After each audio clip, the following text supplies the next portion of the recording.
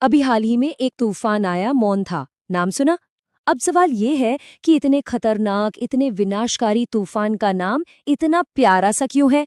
इसके पीछे ना एक बड़ी ही दिलचस्प कहानी छिपी हुई है। चलिए आज उसी कहानी को जानते हैं। जरा सोचिए, एक तरफ 117 किलोमीटर प्रति घंटे की रफ्तार वाली हवाएं जो अपने रास्ते में आने वाली हर चीज को तहस नहस कर दें, और दूसरी तरफ मोन्था, जिसका मतलब होता है एक खूबसूरत महकता हुआ फूल।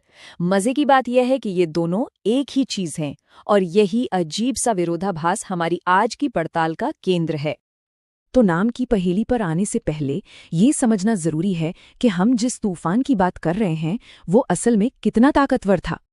तो जब हम कहते हैं गंभीर चक्रवाती तूफान, इसका मतलब क्या होता है? इसका मतलब है कि हवा की रफ्तार 89 से 117 किलोमीटर प्रति घंटे के बीच है।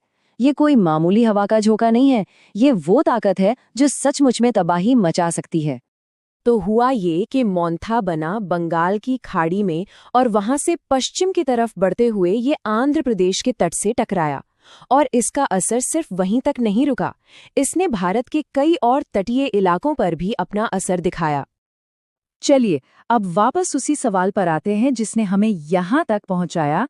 इतनी विनाशकारी शक्ति और इतना सुंदर नाम आखिर क्यों? असल में ये नाम थाईलैंड ने दिया है, और थाई भाषा में मोन्था का मतलब होता है एक खूबसूरत खुशबूदार फूल।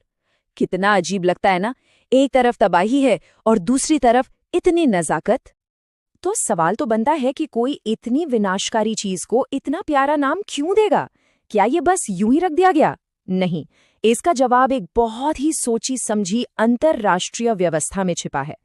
चलिए अब उस सिस्टम को समझते हैं जो इन तूफानों को उनके नाम देता है। ये किसी एक देश का काम नहीं है, बल्कि इसके पीछे कई देशों की मिलीजुली कोशिश होती है। तो ये सारा काम WMO/ESK panel on tropical cyclones यानी PTC करता है। ये 1972 में बना एक पैनल है जिसमें बंगाल की खाड़ी और अरब सागर के आसपास के देश मिलकर चक्रवातों पर नजर रखते हैं और उनके नाम तय करते हैं। और ये कोई छोटा मोटा ग्रुप नहीं है, इसमें पूरे 13 सदस्य देश शामिल हैं।